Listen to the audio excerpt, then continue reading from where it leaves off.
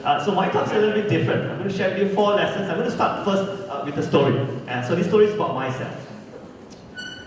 So before I start off with the first sharing, I graduate. I'm from a small town. I grew up in Seremban. Anyone from Seremban here?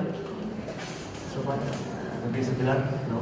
Seremban, okay. So I grew up in a small town called Seremban. My background is I come from a computer science background. So I graduated in INTI as a computer science nerd. And I started work in a factory in Sarawak as a software engineer. So what I was doing programming to interact between the machines and the computers. So I was a software engineer for about a year and a half. Then I thought to myself, you know what, Roy, I want to leave the small town, I want to see the big city. So I want to come to KL. And so I left my job, I ended up, the furthest I could go to Cyberjaya. Cannot reach KL yet. So I reached Cyberjaya. So in Cyberjaya, because I decided to do my master's in Cyberjaya NMU, so I went to Cyberjaya, I got a job which is not related to IT at all. So I went to oil and gas. I was a transport executive for a Shell haulier. So my role was to jaga everything, to do from head to toe. So it means I have to take care of the drivers. So what we do is we need to transport all the oil tankers to the petrol stations.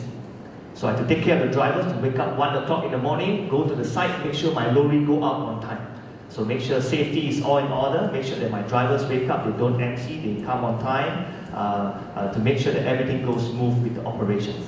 So I was there for about a year and a half, until I was halfway through my master's. Then I got lazy a little bit, because the time working and studying not easy.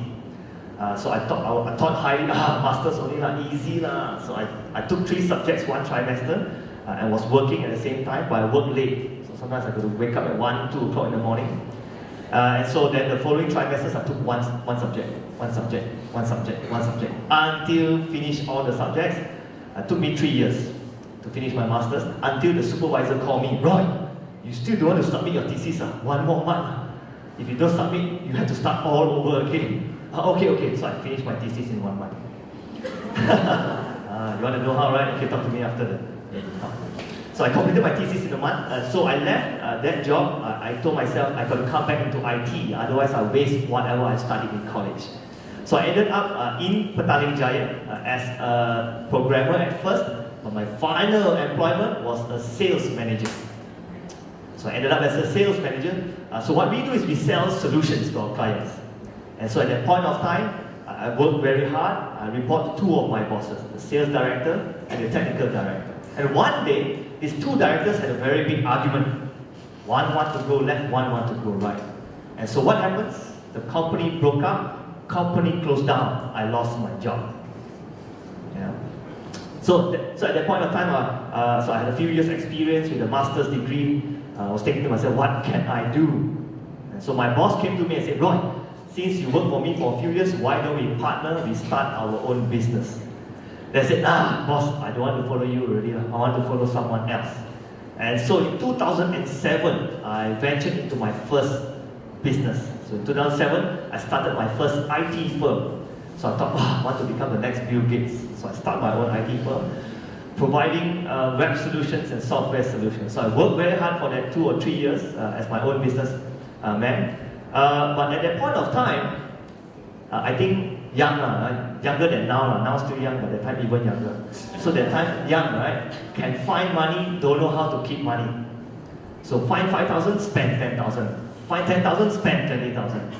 And so over that 2.5 years that I ran my business, until hutang keliling pinggang, it means I was surrounded by debt. And so I was down 6 figures in debt. People do business, make money. I do business negative. Right? So I was down 6 figures in debt. I had 6 credit cards. I had 3 personal loans. Maxed out everything. So I got almost 10 holes, but 1 cover. You understand? So it's 1 cover. Loan again. Cover. Time to pay. Cover. And so there was one of my lowest time in life. And so I thought to myself, Roy, if you don't change now, there's no time to turn back. You can't turn back anymore. And so at that point of time, I mixed with the wrong crowd. I used to drink a lot, 1 week drunk 6 times, because I mix around with all the salespeople. So all the salespeople got entertainment, got money. So today you buy, tomorrow he buy, next time he buy, then next time she buy, then tomorrow I buy. So everyday drama. So I mixed around with the wrong crowds, and so I told myself, I said, Roy, I gotta change. And so what I did was I told my partner, hey, partner, run the business, don't let me kacau your business, don't let me touch the business. And so what I'm going to do, I had no choice to turn a new leaf, have to go back into employment. Right? So at that point of time, what was the hardest choice to make? Because why? The skin very thick already. Right? Boss, master's degree holder, no. Go back and work. So then I thought to myself, what can I do? And one of the things that I'm very passionate about, one thing I'm very good at, I love public speaking. So I don't know why I'm born like that, right? So maybe the skin is very thick. You put me in front of 1,000 people, I get very excited. So I said, done. Let's go and do training instead. So I left my IT, I said I will do training, but I have no experience. I don't have an experience. So what do? Job Street. So I turned to Job Street. So I applied for a job. I said I want to become a trainer. I didn't have any experience. A master's holder with a degree, with a couple of years of experience. And so I got an offer from this company. And they told me, Roy, come, you can become a trainer, but we will pay you 2,000 ringgit salary only. Will you do it? Will you work? 2,000? Why not? Why not? Wow, see, such positivity. So I took the chance because at that point of time, I had to cover my debt. So anyone who offered me a job, I take already. So I said, fine, 2,000, I will work as hard as I can. I will not ask my boss for anything. My objective, I want to work hard for 2 years. At the end of the 2 years, I will resign and start my own business. So for the first year, I worked extremely hard. So I had no experience, so I did not ask anything. Boss asked me to do what I do, asked me to read what I read, asked me to do copy, type, everything I do. Meet customers, I do. Train, I do.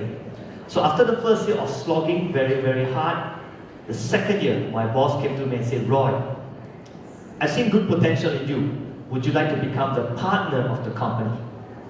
I said, wow, boss, so good. So I became a partner of the company, and over the years, next year will be my 10th year in training. So we're running a business for 10 years right now.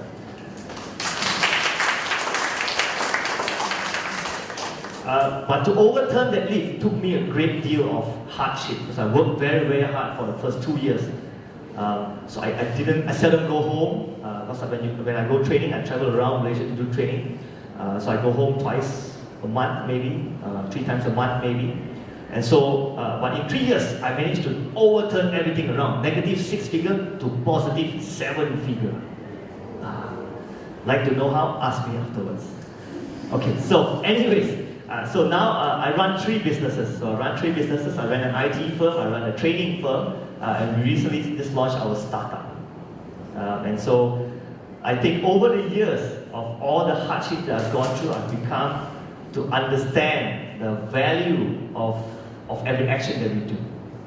And so this brings me to my first lesson for today. Oh, by the way, how old do you think I am?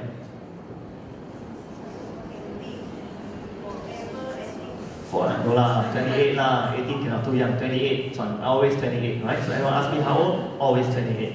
So this brings me to lesson number 1. Lesson number 1 is this: I started off in IT. I learned IT. I had interest in IT. I had a hobby and passion of mine in IT, but I'm not very specialized in IT. So in IT, if you're not in depth, you're a jack of all trades. In Malaysia, a bit susah to cari makan. Yeah, it's hard to find a living. And so one thing I've come to realize over the years of my experience in life is this: lesson number 1. Things may not always turn out the way that you plan. And most likely, will never turn out the way that you plan.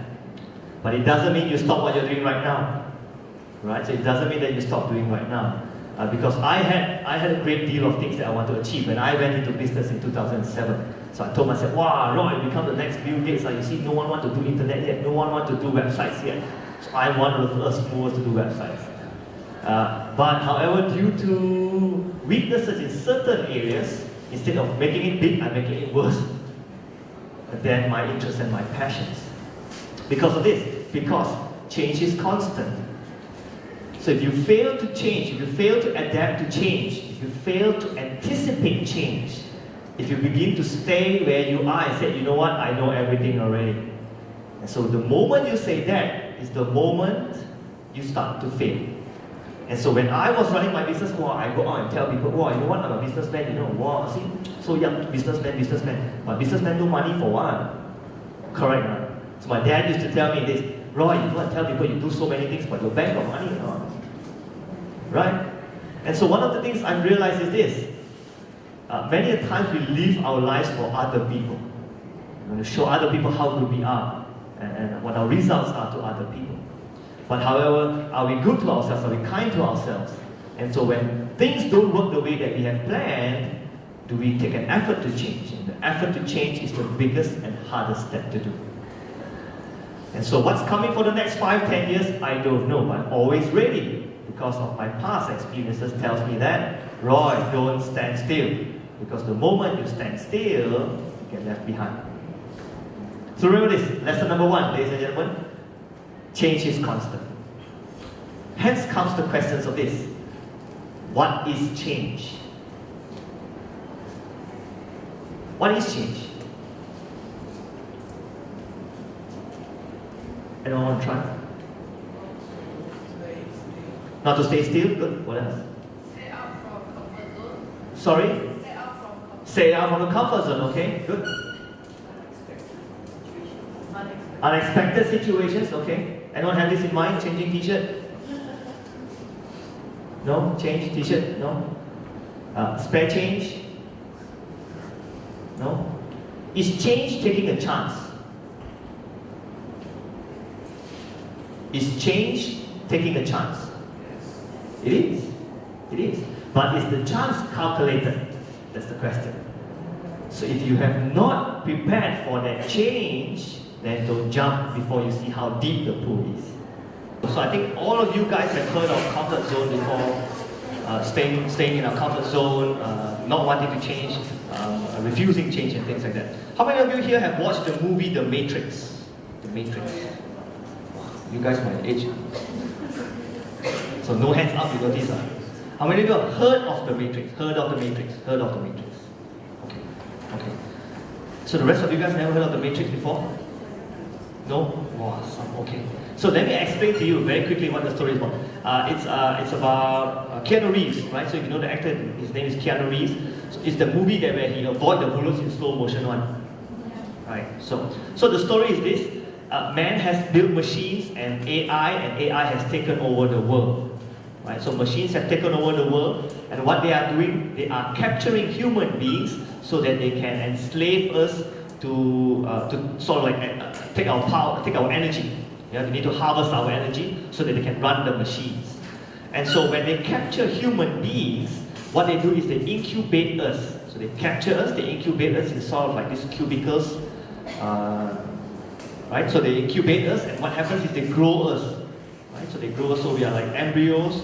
So as we grow inside these incubators, they harvest our energy through this main line and to generate their machines. And so as we grow in these incubators, we grow physically, but we are not mentally conscious. So it means we are not awake, but we are growing physically. And so what happens is they have this cable at the back of our necks that controls our mind. Right? So, and when they control our mind, they create this world of illusion using a computer system called the Matrix. Right? So let's say now just close your eyes. If you're asleep, imagine that you are drawing yourself a world of illusion in the most beautiful beach in the world, with great sun, great drinks, great friends, great company. And so with that illusion, it creates a sense of reality to us. Right? And so what happens is in that movie, there's a group of people that goes into the computer system and tries to wake up as many people as possible by providing them 2 pills, the red pill or the blue pill. Take either of these pills, you wake up, then you see reality. No blue skies, full of pollutions, building crumble, destroyed, controlled by machines. Right? So hence, they ask a lot of questions in the movie, and one of the main questions they ask is this: what is the matrix? Right? So one of the questions they ask is, what is the matrix? So everyone's wondering, what is the matrix? What is the matrix?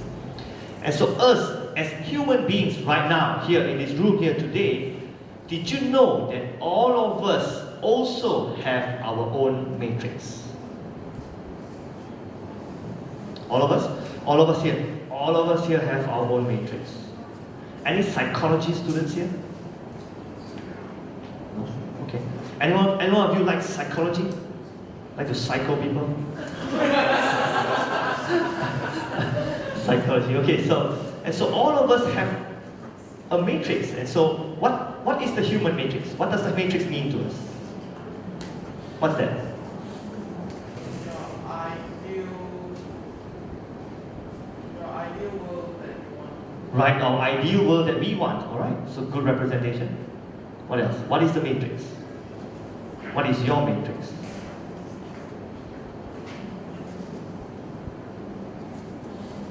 Yes, you look like you want to say something. We want to accept the things that we that is good for us. Right, so we tend to want to accept only things which are good to us. Alright, so good representation. So what I want to share with you is, in change, why do we stay in our comfort zones is this. All of us are defined by our matrices. And our matrix is our blueprint. The blueprint of how we give meaning to things. Right? So how we give meaning to things create our world of illusion, how we see the world, how we give meaning to things in the world. And so how we see things will cause us to feel in a certain way. And hence we have this thing called emotions. Right? How we give meaning to things. Where do we get our matrix from? Or from where do we build our matrix from? How do you get your matrices? The environment. The environment, good. What else? From your lecturers? From your advertisements, good. From what? From parents? From your school? So what are all these called? Environment, parents, school, teachers. What are all these called? External influences, close. What are all these called? Information. Influence, surroundings. Surrounding. I call these experiences. Right? From all the experiences that you go through, helps you define your own blueprint of giving meaning to things in the world. Right? So all these experiences. And there are about 7 billion people in the world. Is there any possibility to have 2 people of the same matrix? No, right? How many of you got brothers and sisters? Anyone brothers and sisters? Okay. I would assume that you grow in the same family, you have same dinners together, you go out trips together. You and your brother and sister got same personality. No, right? Sometimes one heaven, one earth. Right? Sometimes you cannot tahan each other, but you love each other. Right? So even though you go through different experiences, based on our brain neurons, we develop different matrices. And hence, when we have our own interpretation of the world, we tend to act in a certain way. So this is called states. The way we act, right? Our states. Are we in a peak state right now? In a negative state, positive state, high state, low state, nervous state. And so, how we give meaning to things causes us to feel in a certain way, hence we act in a certain way. So, if our matrix say, hey, you know what, this is something that has not been done before. Hence, we will say, should I do it? But I feel a little bit nervous, I feel uncomfortable, hence I will wait for somebody to jump first. If the person sit in the front row, then I will sit in the front row. Get it? Hence, what happens? So what is change? So change is this.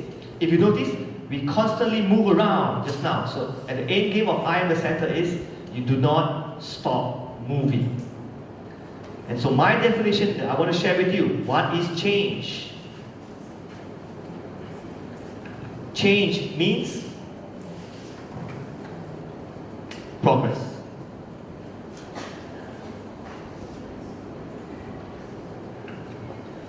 Right? So what is change? Change means progress. And is progress important? Yes. What happens if we don't progress? Stagnant? Go backward. Very good. So you go backward.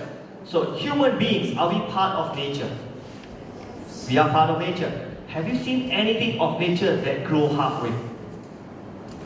The tree grew half. Okay, tall enough. I don't want to grow anymore. The flower bloom halfway. Okay, enough. Don't want to bloom anymore. Have you seen anything of nature that grows halfway? No. The law of nature states anything of nature must grow to their greatest potential. So whatever you do, don't stop moving. Right? So don't stop moving. Keep on learning. Keep on meeting people.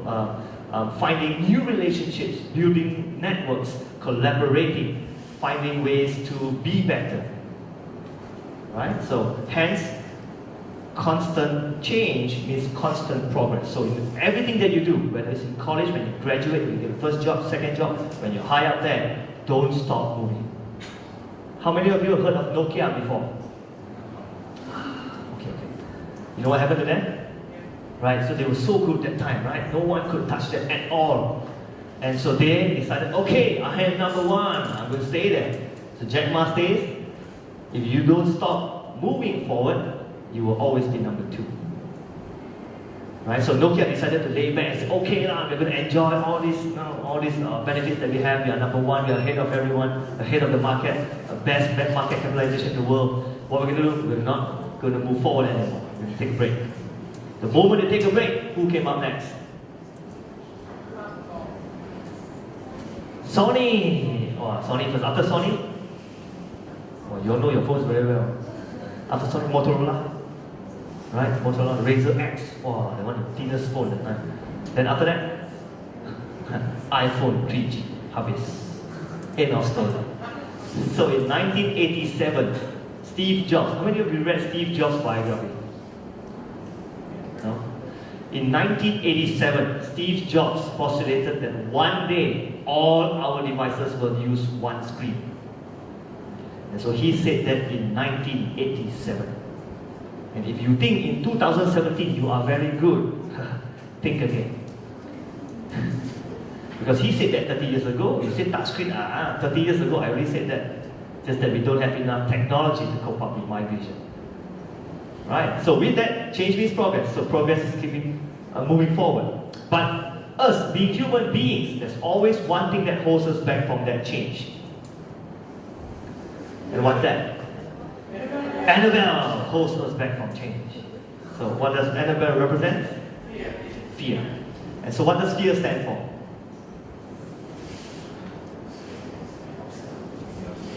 Fear of failure, good. False evidence appearing real. Something that looks real, feels real, but it's not real. Hence, if we are condoned by fear, we stay in our comfort zone. We are not sure of who's going to sit in the first row. I wait for someone to sit first. We will always be second. And so, fear keeps us in our comfort zone. Fear of what? Fear of failure, fear of pain, fear of discomfort, fear of the unknown, fear of uncertainty. Right? So all these fears which are worrying to us, but may not be real. And hence we stay in our comfort zone. So there's this saying that goes, man does not fear the event itself, but man fears that the result of that event or that action is not what they expected. So let me give you an example. How many of you, if I ask you to jump out of an aeroplane, you would dare to do so? Jump out of an aeroplane. 1, 4, 2. Okay, 2. I didn't say got parachute. No one asked me whether I got parachute or not. Okay, read the parachute. Read the parachute. The parachute. I see some half hands. Okay, so still these two. Okay, hardcore one. No fear. 1 maybe. Okay. Why don't you guys dare to jump out of the airplane? For those who didn't raise their hands. Scared die. Okay, very right. I didn't say the plane was in the air. What? Did I say the plane was in the air? Plane is in the hangar, right? The ground, right? And so most of you guys didn't put your hands up. Are you scared of dying or are you scared of jumping? Scared. Are you scared of the result or are you scared of the action? Jumping is not a problem, right? It's just afraid that you die after you jump. Correct? So the jumping is not a problem. But because we are afraid of that dying, that the result of the action is not what we want, what we expect. So what we do, we stay where we are and say, hey, you know what? Kick the person, you jump first. Huh? You don't try, okay, then I jump. Right? And hence, the saying goes this, don't be afraid of the action. So how do we manage fear? How do we reduce fear? Be more sure of the result. The more knowledge you have, the more wisdom you have, the more experience that you have, the more information that you have, the least uncertain you become. The lesser uncertainty that you have, the more courage that you have to take action.